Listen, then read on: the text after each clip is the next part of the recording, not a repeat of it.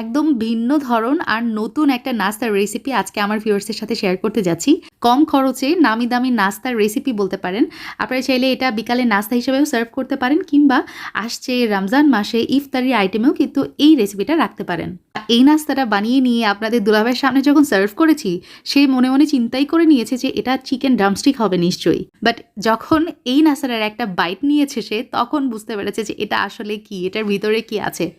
যাই হোক, আজকে একদম সহজভাবে কম খরচে এই নামি দামি নাস্তার রেসিপিটা আপনাদের সঙ্গে শেয়ার করছি। আশা করি আপনাদের সবার ভালো লাগবে। প্রথমেই লাগছে আমার 1 কাপ পরিমাণ ময়দা, 1 চা চামচ আমি তেল ব্যবহার করেছি আর 1/2 চা চামচ লবণ দিয়ে দিলাম। সব কিছু উপকরণ একসাথে খুব ভালোভাবে মিক্স করে নিব আর অল্প অল্প করে পানি দিয়ে এটা একটা আটার ডো মানে ময়দার ডো মাখিয়ে নিচ্ছি।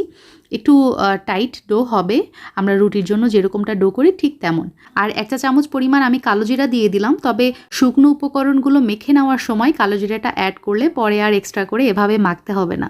তো যাই হোক, ডো রেডি হয়ে গেছে, আমি ঢাকনা দিয়ে 10 মিনিটের জন্য রেস্টে রাখছি। এখন লাগছে আমার 2টা আলু। আমি পিলারের সাহায্যে আলুগুলো খুব সুন্দরভাবে ছিলে নিয়েছি। এখন যেটা করব, একটা ছুরি দিয়ে আলুগুলো স্লাইস করে কেটে নিচ্ছি। স্লাইস বলতে ফ্রেঞ্চ ফ্রাইয়ের যেরকম আলুটা কাটা হয় ঠিক সেভাবেই আমি আলু কেটে নিলাম। 2টা আলু কেটে নেওয়ার পরে পরিষ্কার পানি দিয়ে 2বার মতো ধুয়ে নিয়েছি। তারপর স্বচ্ছ পানি যখন হয়ে গেছে 1 চা চামচ লবণ দিয়ে আমি আলুটা 5 মিনিটের জন্য ভিজিয়ে রাখছি। এখন একটা বোলের মধ্যে আমি কতগুলো সিদ্ধ আলু নিয়ে নিয়েছি আর আলুগুলো হাতের সাহায্যে একটু ম্যাশ করে নিয়েছি। আর দেখতে পাচ্ছেন একবারে ভর্তা যেরকম হয় তেমনটা না, একটু দানাদার আছে। তো এই নাস্তার জন্য এরকম আলুটাই আমার দরকার।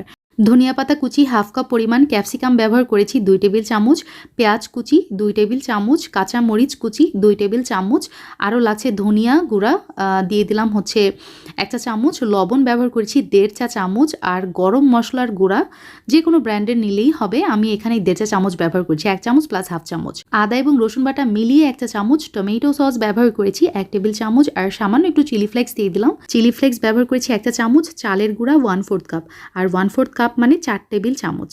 1/2 কাপ পরিমাণ শ্রেডেড করা চিকেন আমি এই নাস্তার মধ্যে ব্যবহার করছি। তবে এই নাস্তাতে চিকেন না দিলেও কিন্তু কোনো সমস্যা নাই। তবে প্রথমবার আমি যখন এই নাস্তাটা বানিয়েছিলাম, চিকেন ছাড়াই বানিয়েছিলাম, শুধু আলু দিয়ে, সেটাও কিন্তু অনেক মজা লেগেছিল। সব কিছু একত্রে খুব ভালোভাবে মিক্স করে নিতে হবে। আর এদিকে আলুর পানিটাও আমি কিন্তু ঝরিয়ে রেখেছি। এখন আমি নাস্তার শেপটা দিয়ে নিব, and it's too easy actually.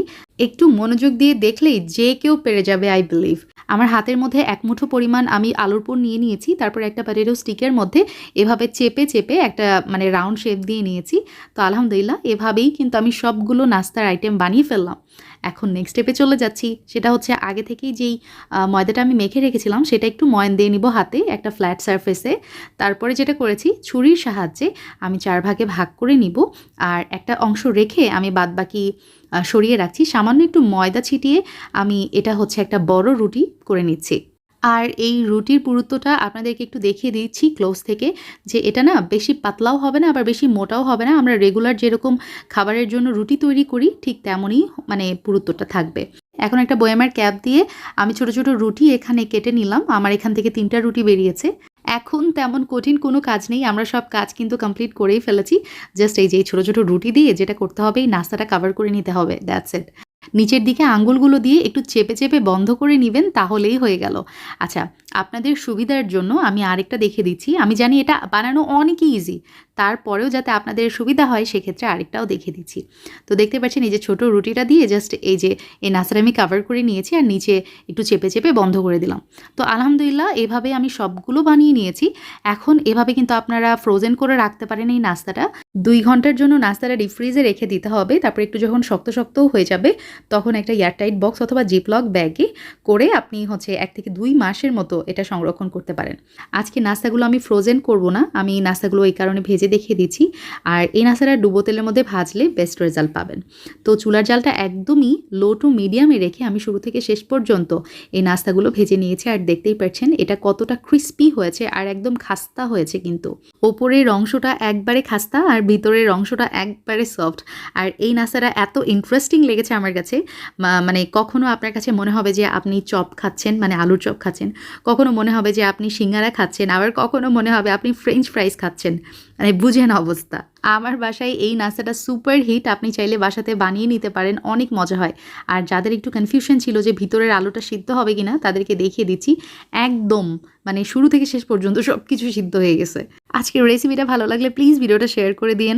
আল্লাহ হাফিজ, আসসালামু আলাইকুম।